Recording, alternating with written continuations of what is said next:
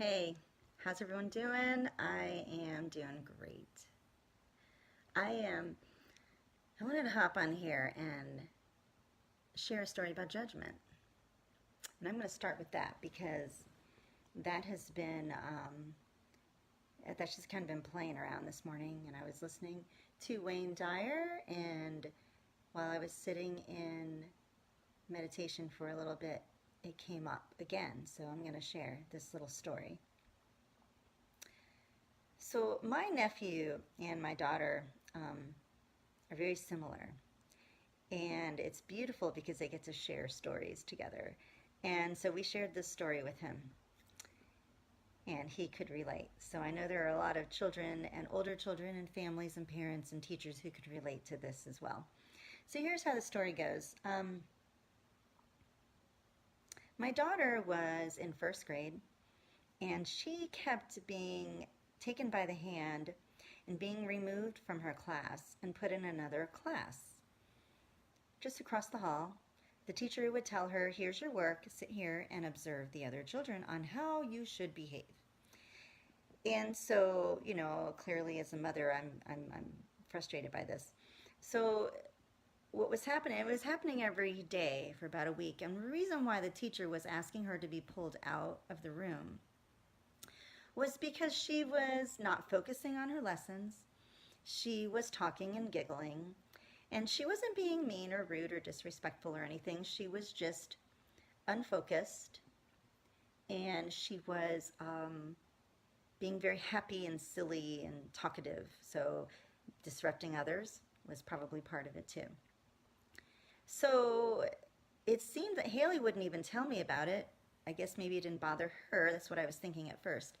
So the teacher was telling me this every day, and she was very upset. And of course, as the parent, you could imagine, I was really upset. I was really angry because I had given the teachers suggestions and ideas to use, and they weren't doing them.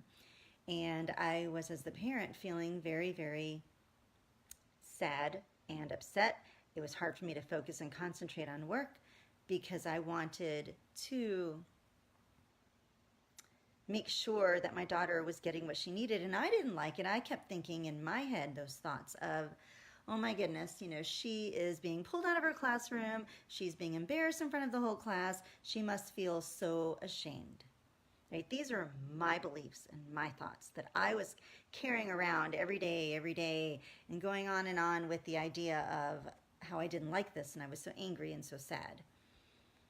So after the fourth day, I believe, I finally asked my daughter.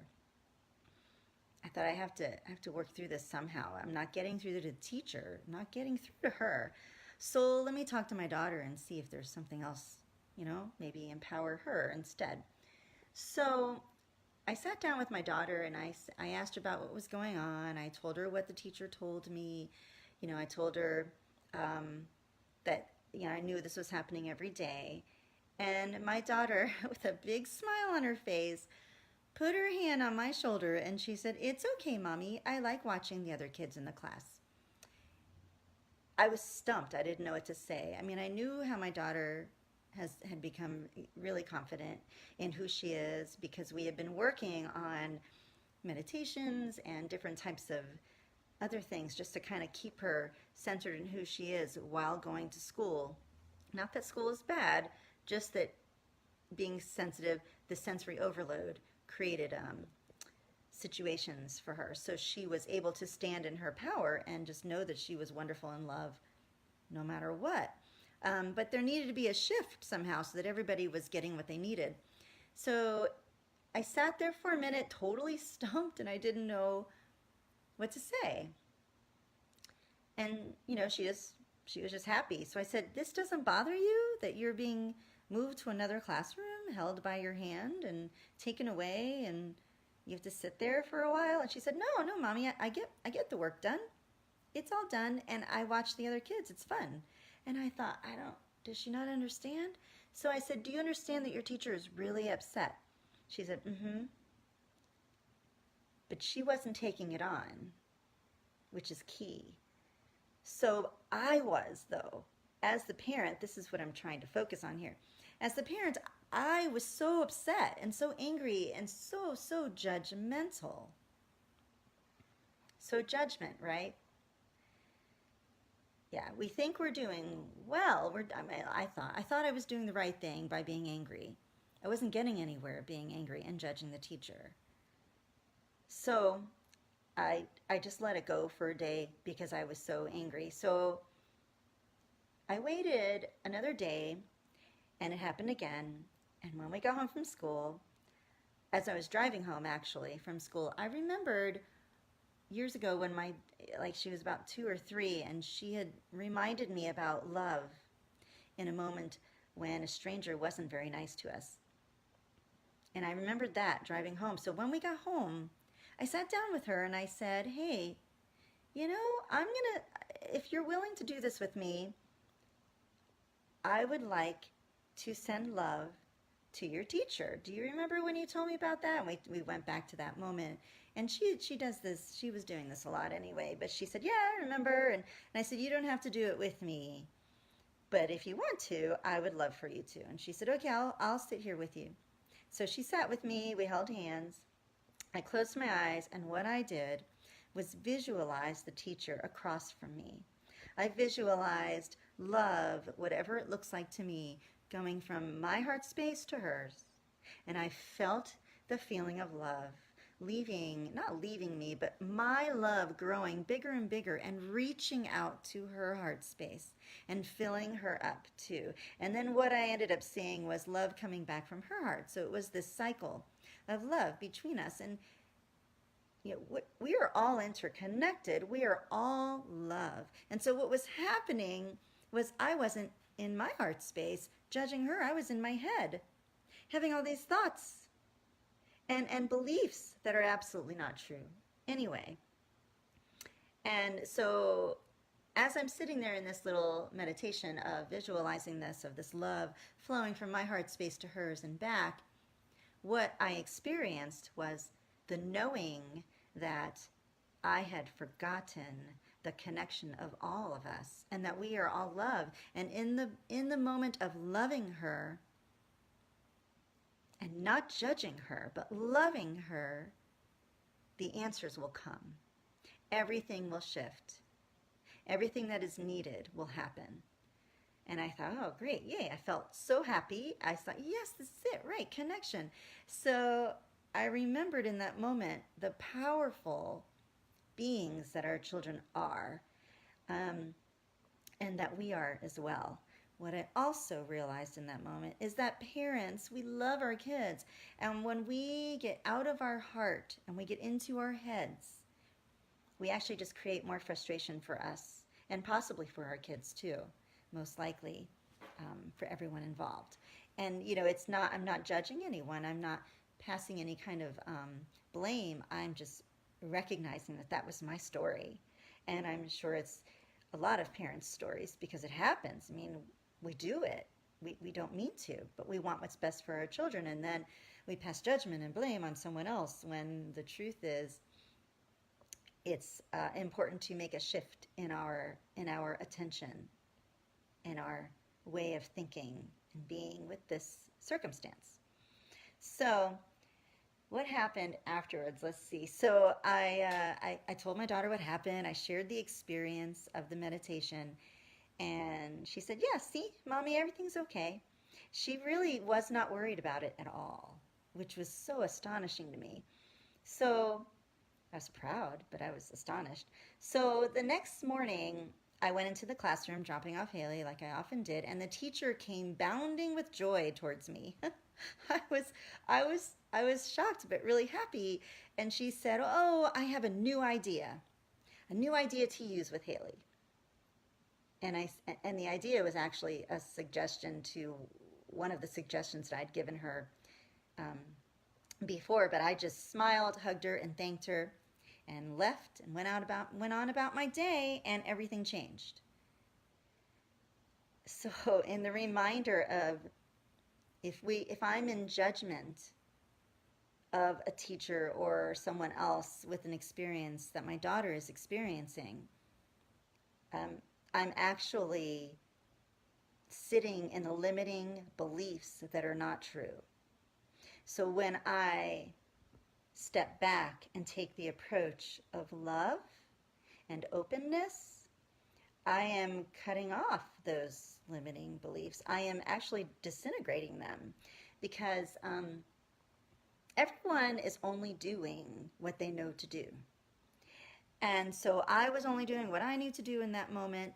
The teacher was, and Haley was. We can only do what we know in each moment.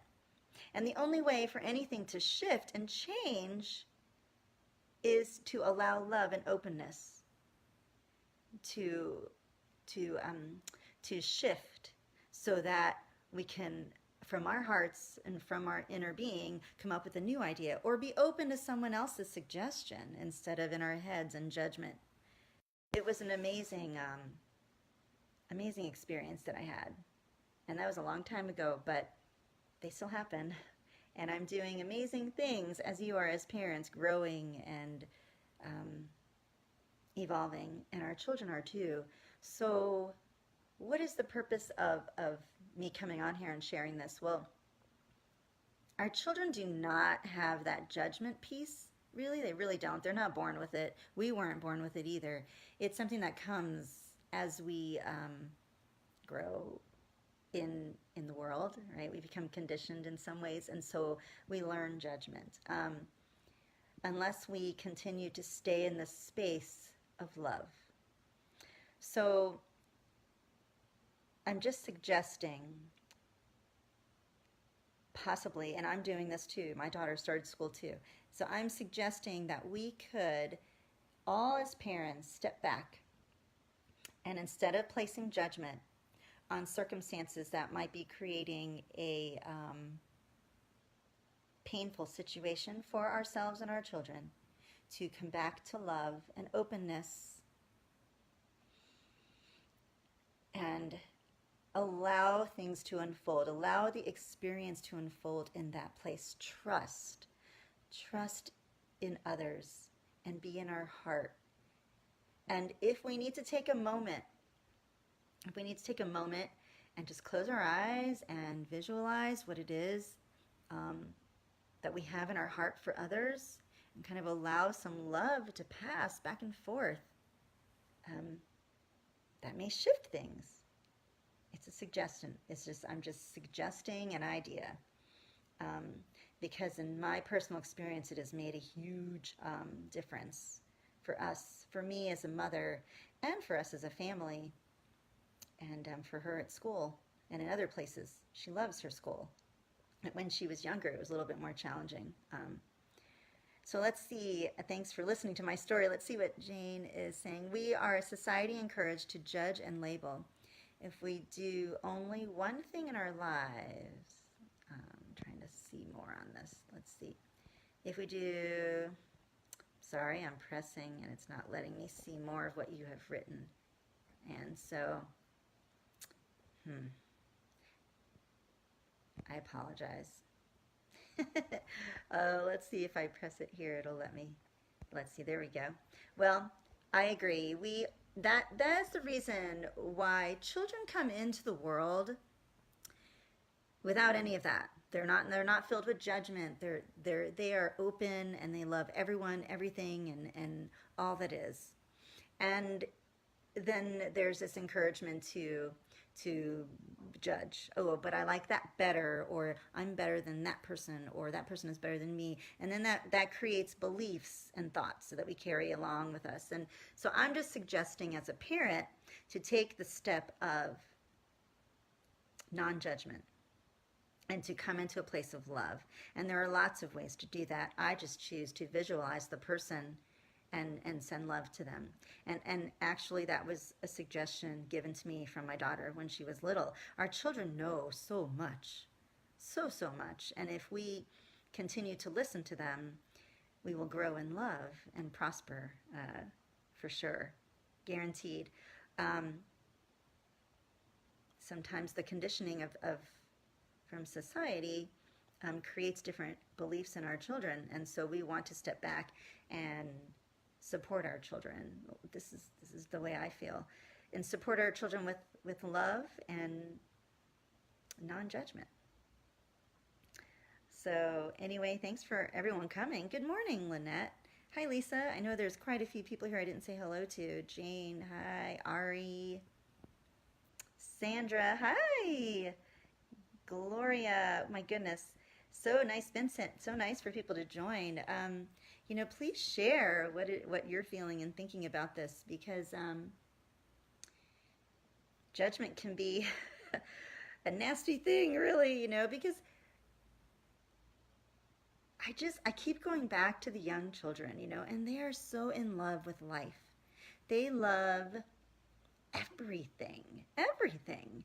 And then sometimes there are moments when we hear from them, I hate this. And where did they learn that? They learned that through judgment, and they learned the judgment through conditioning from us or society or something else. And we're wonderful parents. I mean, we're not doing anything imperfectly. We just want what's best for our children, and we have our own feelings and agendas, and we go through our anger and frustration too. So, talking to her when she was 6 years old about this really helped her to understand, I feel. And I've been talking to her all along, but I really feel sharing how I was feeling with her. I would tell her, I felt upset with your teacher, and I don't want to feel upset with her because she's only doing what she knows. And so passing judgment on her is saying that I know better, but I am not in her position. How would I know what she was feeling and what she needed? So as soon as I went into the place of love and sharing that with her in my own meditation, my own moments, it made a shift for everyone involved. And then everyone got what they needed. The teacher was able to receive what she needed to do her job. Haley was able to receive what she needed to be, actually Haley was happy anyway, but she was able to receive what she needed to stay in the classroom and be able to do the work that she wanted to do. But she also didn't attach herself or judge it either. When she was experiencing the moment and having to leave the classroom, she just had fun with it. Kind of gave me time to catch up with her, and then I was able to get what I needed, which was to know that my daughter is receiving the tools that she needs in the classroom, and to know that she was happy, which she was anyway. So, and I know that that's not for every child. Some children are feeling some frustration at school. They're not feeling happy. But this is one way that I actually work with children. This is a meditation that I've done with them. And when they're feeling that judgment and pain, it's their fault and they did this to me and I don't like them. We would go through this type of meditation and things would shift. And pretty quickly. Instead of focusing on what's going wrong, it was taking the approach of love. Which kids are they go into it so quickly. It's so beautiful. Yes, from a place of love. I love that. Thanks, Lynette. So I have to hop off here. I have somewhere I need to go, but I do feel happy that I can share my personal stories and know that they're making some kind of connection with other people who may have felt that too.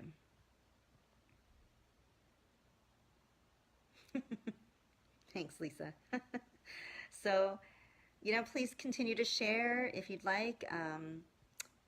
Tell me what you think. Tell me how you feel about this subject, or share a story if you're willing. Thank you so much. I love you all, and I'll be back again soon. Bye. Have a great day.